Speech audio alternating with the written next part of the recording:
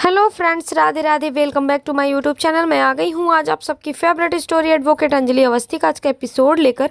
Friends, आज का episode बहुत इंटरेस्टिंग, बहुत ही धमाकेदार है। वीडियो को एंड तक जरूर देखिएगा।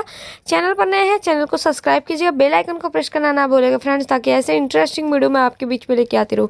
तो फ्रेंड्स, आज के एपिसोड में आप देखने वाले कि यहाँ पर पद्मा जो होती है वो रो रही होती है। तभी देखते हैं कि गिन्नी आती है और गिन्नी अपने आदमी से बोलते हैं कि पद्मा का हाथ खोलो। पद्मा का हाथ वो खोलता है और यहाँ पर देखते हैं कि गिन्नी बोलती है कि मुझे चलो मेहंदी लगाओ, और वो मना करती है, लेकिन वो बोलते हैं कि मेहंदी लगाओ। और तभी देखते हैं पद्मा मेहंदी लगाने के लिए तैयार हो जाती है और बोलती है कि लाओ मैं मेहंदी लगाती हूँ, और वो हाथों में मेहंदी लगाने लगती है। तभी बोलती है कि ऐसे मेहंदी क्या लगा रही है, गाना गा। और वो पद्मा को गाना गाने के लिए बोलती है। तभी देखते हैं कि पद्मा जो होती है वो गाना गाती है, मेहंदी है रचने वाली, हाथों में गहरी डाली, वो इस तरीके से गाती है। और यहाँ पर गिन्नी जो होती है इस गाने को फील करती है और देखते हैं कि उसकी आंखों में आंसू होते हैं, और यहाँ पर पद्मा जो होती है उसे मेहंदी लगाती रहती है।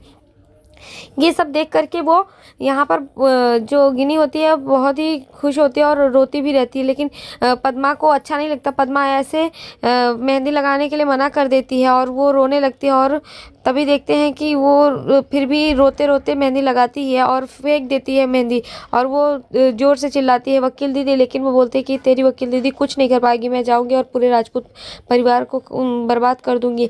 मैं मेहंदी हल्दी फंक्शन सब में जाऊंगी, भले ही मुझे न्योता नहीं मिला। और उधर देखते हैं कि दामोदर मौजूमदार जो होता है वो अपने आदमियों को भेज करके गिनी को बुलाता है। तो बोलती है कि मुझे बहुत प्यार करते हैं ना दामोदर जी, इसीलिए वो मुझे बुला रहे हैं, और वो वहाँ पर जाती है। इधर दूसरी तरफ देखते हैं कि पद्मा के मरने की खबर आ जाती है कि पद्मा मर चुकी है। तो ये सुन करके जो यहाँ पर अंजलि होती है वो जा करके पहुंच जाती है और वो बात करती रहती है एसपी पंकज पुरोहित सर से कि सर ऐसा हो सकता है, ऐसा नहीं हो सकता, पद्मा मर गई है तो अब कुछ।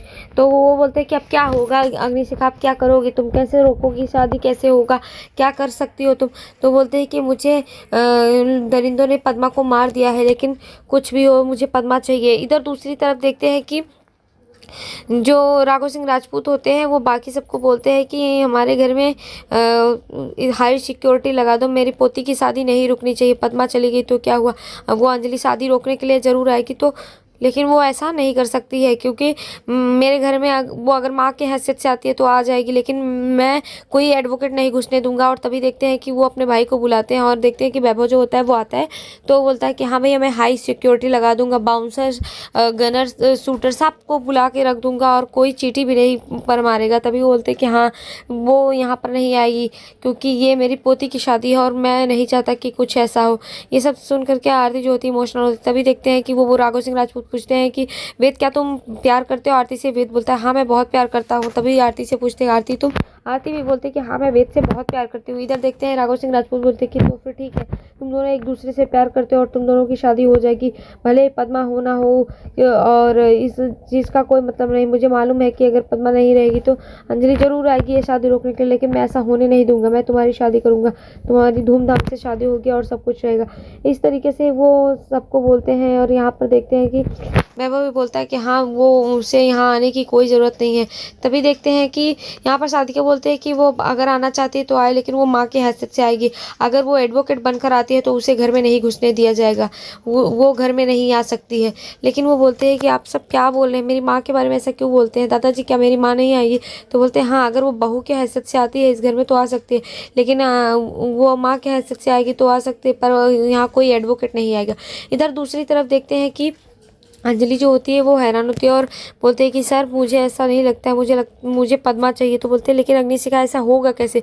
तभी बोलते हैं कि अगर पद्मा नहीं जिंदा होगी तो भी मुझे उसकी लाश चाहिए, मुझे पद्मा चाहिए किसी भी तरीके से। तो वो बोलते हैं कि हाँ ठीक है अग्निशिखा। इधर देखते हैं कि भजन जो होता है वो कॉल करता है और भजन कॉल करके बोलता है कि अंजलि अगर तुम्हें माँ के हैसियत से आना है तो तुम आ सकती हो शादी में, लेकिन अगर एडवोकेट की हैसियत से आओगी तो इस घर में तुम्हारे लिए कोई एंट्री नहीं है और तुम शादी नहीं रोक सकती। तभी वो बोलते हैं कि मैं तो आऊँगी। इधर देखते हैं राघव सिंह राजपूत जो होता है वो भजन से फ़ोन ले लेता है और फ़ोन लेकर के अंजलि से बात करने लगता है। और देखते हैं कि वो अंजलि को बोलता है कि सुनो बहू, अगर तुम्हें इस हैसियत से आना है, अपने माँ बनने की हैसियत से आना है तो तुम आ सकती हो, लेकिन अगर तुम एक एडवोकेट के तरीके से आती हो तो तुम नहीं आ सकते और तुम कुछ नहीं कर सकती। लेकिन यहाँ पर अंजलि भी उसे चैलेंज करती कि मैं आऊँगी भी और मैं शादी भी करवाऊँगी, लेकिन मैं एक माँ की हैसियत और एडवोकेट की हैसियत से आऊँगी, क्योंकि वो मेरी आइडेंटिटी है। मेरा नाम है एडवोकेट अंजलि अवस्थी और यही मेरी आइडेंटिटी है। तभी बोलते हैं कि ये तुम्हारी आइडेंटिटी है और माँ की कोई आइडेंटिटी नहीं है।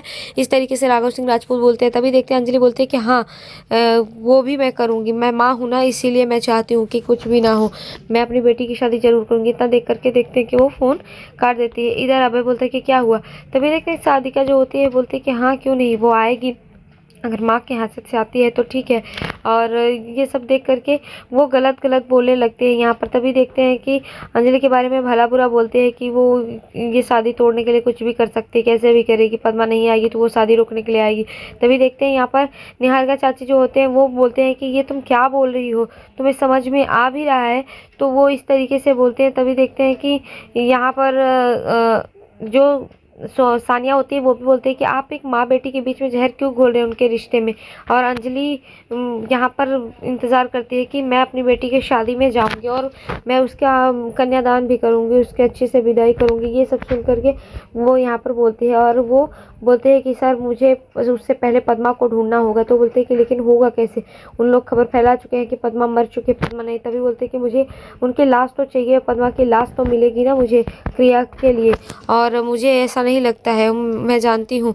तो वो इस तरीके से बोलती है कि इन सब के बीच की कड़ी मुझे मालूम है कि कौन है। तभी बोलते हैं कि कौन। तभी बोलते हैं कि उदय राजवंशी, प्रताप राजवंशी और सोनल राजवंशी, मुझे यही बीच की सीढ़ी पकड़ करके उस दामोदर मौजूमदार के पास तक पहुंचना है। इधर दूसरी तरफ देखते हैं कि जो युवराज होता है वो आ जाता है दामोदर मौजूमदार के पास, क्योंकि वो बहुत बार कॉल कर चुका होता है और दामोदर मौजूमदार जो है वो बात नहीं कर सकता है। लेकिन ये बात युवराज को नहीं पता होती। वो बार बार आता है और बोलता है कि आप आखिर आपको हो क्या गया है, आप फ़ोन पर बोलते क्यों नहीं है, मैं आपको बार बार फ़ोन कर रहा हूँ, मैंने आपको कितनी बार फ़ोन किया। वो फ़ोन करके दिखाता है। यहाँ पर देखते हैं कि दामोदर मौजूमदार हंसने लगता है, क्योंकि वो बोल नहीं पाता है। तभी देखते हैं कि बोलता है आप हंस रहे हैं, आपको समझ में आता है ना, आप क्यों ये सब क्या कर रहे हैं, आपको मालूम है मुझे खून उनके चक्कर में नहीं फंसना। मैंने सुना है कि पद्मा मर चुकी है, आप लोग मुझे ऐसे मत फंसाइए। मैंने बहुत दिनों के बाद अपनी एक छोटी सी गृहस्थी बसाई है, मैं अपनी पत्नी के साथ अपना नया जीवन शुरू किया है, और आपको मालूम नहीं है कि वो एडवोकेट अंजलि अवस्थी है क्या चीज़।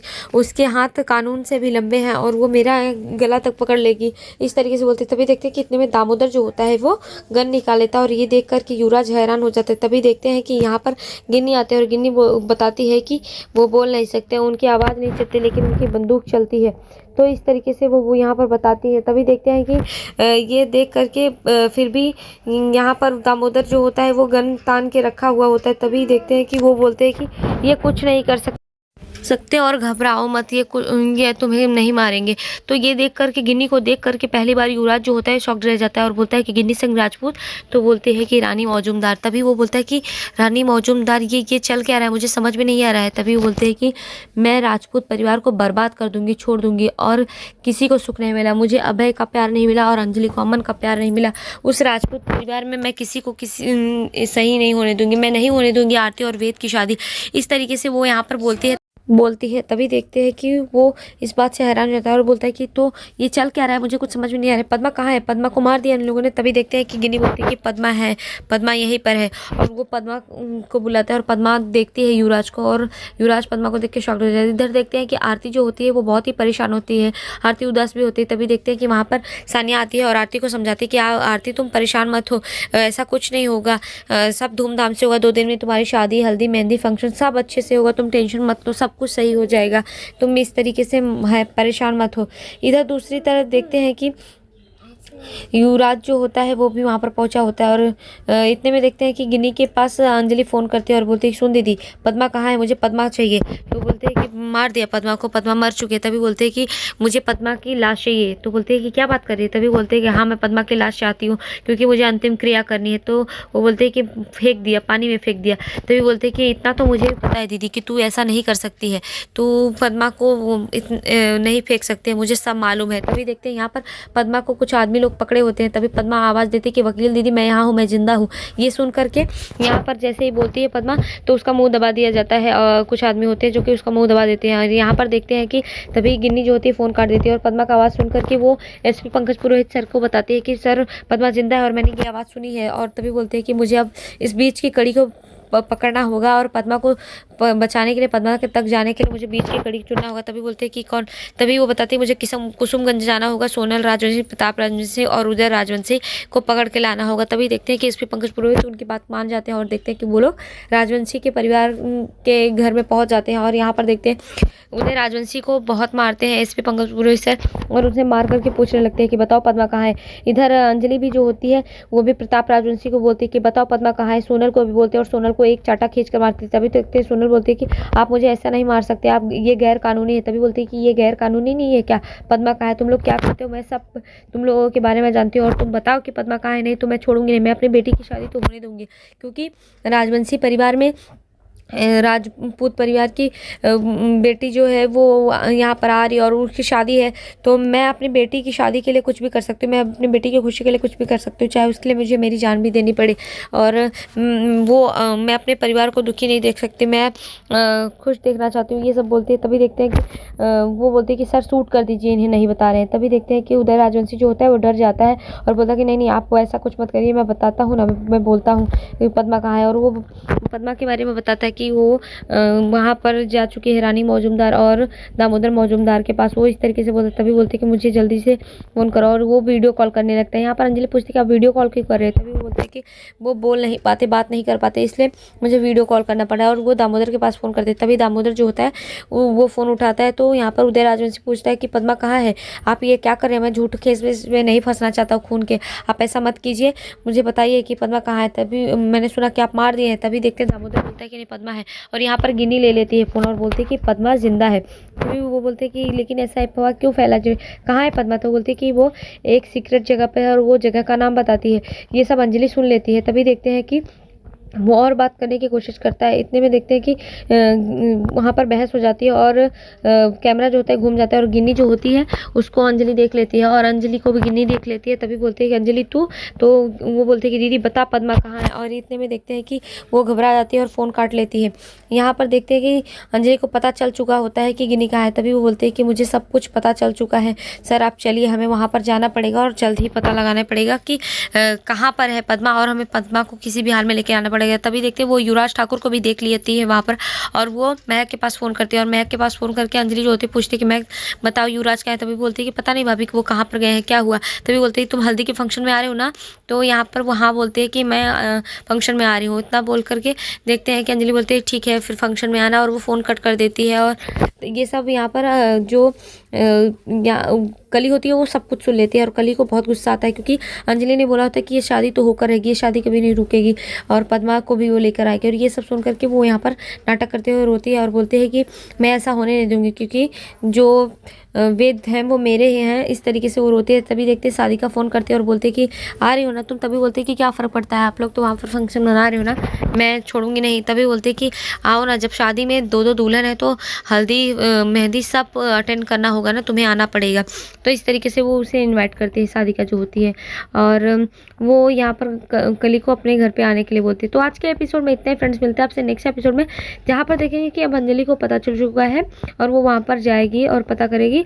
इधर दूसरी तरफ फंक्शन होगा हल्दी का और आरती और वेद की हल्दी होगी और इसी बीच में कली के साथ जाकर के शादी का जो है नई चाल चलेगी। नेक्स्ट एपिसोड में ऐसे दिखाया जाएगा फ्रेंड्स। तो वीडियो पसंद है प्लीज़ वीडियो को लाइक कीजिए। Bye bye, Radhe Radhe.